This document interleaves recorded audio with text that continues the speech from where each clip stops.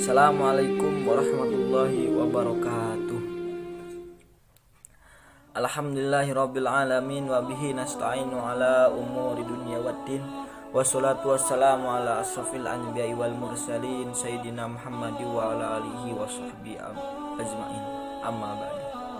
Segala puji hanya milik Allah Subhanahu wa taala yang memiliki, yang menguasai alam dunia ini.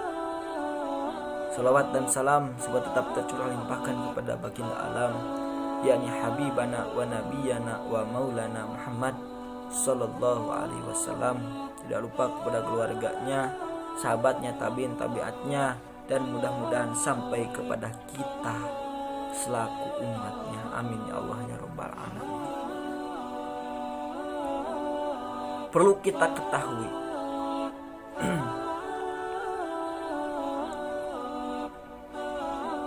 Allah memberikan musibah kepada makhluknya terbagi tiga. Yang pertama, musibah yang diberikan kepada orang-orang kafir. Itu disebut laknat dari Allah. Orang-orang kafir yang mengingkari,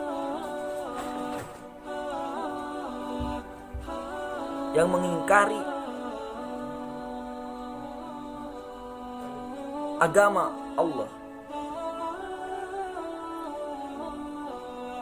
memberikan musibah sebagai laknat karena sudah mengingkari ajaran Allah dan Rasul-Nya, menentang ajaran Allah dan Rasul-Nya. Maka ketika Allah memberikan musibah kepada orang kafir, maka itu disebut laknat.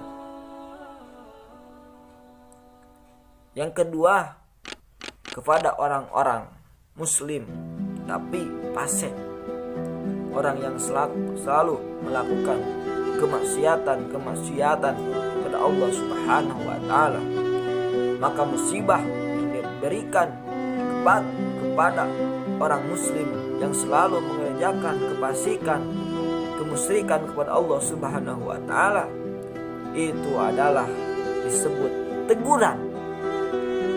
Maka ketika hambanya melakukan kesalahan, maka Allah tidak memberikan laknat, tapi musibah yang diberikan adalah sebagai teguran. Apakah orang tersebut akan terus melakukan kemaksiatan, melakukan keburukan? Apakah akan mengakhiri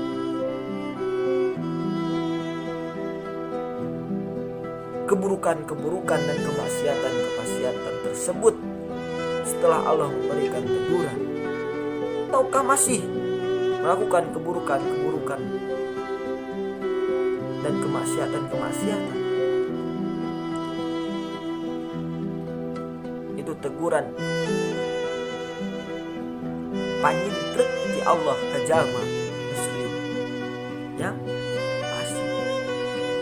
Yang ketiga, musibah yang diberikan kepada makhluk Allah, kepada orang muslim yang soleh, itu disebut ujian. Allah memberikan musibah tidak hanya kepada orang-orang kafir, orang-orang yang menentang ajaran Allah dan Rasul-Nya, ajaran Allah. Tapi Allah memberikan musibah kepada orang-orang muslim yang soleh juga. Itu disebut ujian. Apakah ketika Allah memberikan ujian, musibah kepada orang-orang yang taat kepada Allah, apakah dia akan sabar?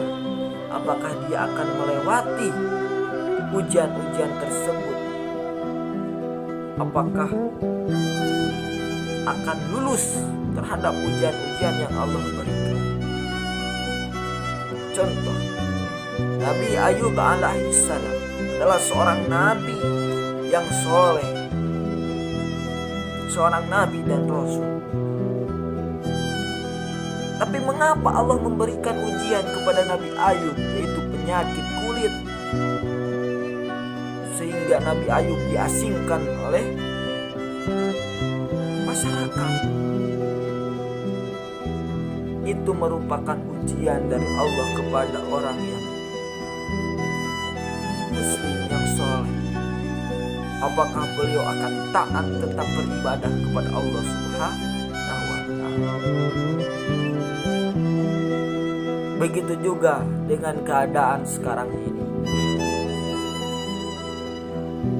Allah memberikan suatu musibah kepada kita,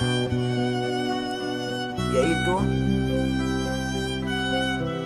dengan adanya suatu virus, yaitu COVID-19 atau bisa disebut dengan virus corona. Itu merupakan suatu musibah yang Allah timpakan kepada makhluk. Suatu sesuai tadi yang saya sebutkan, kepada orang-orang kafir disebut sebagai laknat dari Allah, kepada orang-orang muslim yang fasik, yang selalu mengerjakan kemaksiatan disebut teguran, kepada orang-orang yang muslim yang soleh disebut ujian.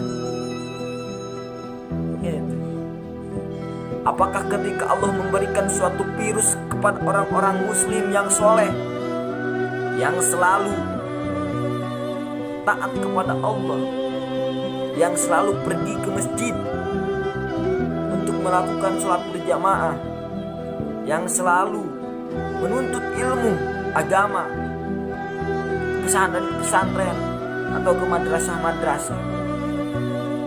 Apakah ketika Allah memberikan suatu virus corona, apakah hambanya, orang-orang yang soleh yang selalu istiqomah sebelumnya, apakah akan tetap istiqomah melaksanakan kewajiban-kewajiban yang Allah perintahkan kepada hambanya, ataukah akan meninggalkannya? Nauzubillahi min dzalik. Tidak ada yang perlu kita takuti selain kepada Allah Subhanahu wa ta'ala. Karena segala nikmat, segala musibah yang menimpa kita, Allah lah yang berkuasa. Dan hanya kepada Allah lah kita meminta perlindungan dan pertolongan. Iyyaka na'budu wa iyyaka nasta'in. Hanya kepada Allah lah kita beribadah, dan hanya kepada Allah lah kita meminta pertolongan.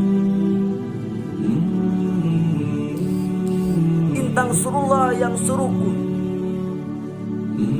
Ketika kita menolong agama Allah, mensyiarkan agama Allah, yang surkum, maka Allah akan menolong kita. Ketika kita meramaikan musola, meramaikan masjid-masjid, meramaikan madrasah-madrasah dengan pengajian, tidak perlu kita takuti, karena yang surkum, Allah akan menolong kita. Allah yang berkuasa, maka meminta pertolonganlah kepada Allah, meminta perlindunganlah kepada Allah. Lakukanlah kewajiban-kewajiban, lakukanlah yang diperintahkan oleh Allah, mensyiarkan agama Allah, maka Allah akan menolong kita yang sungguh.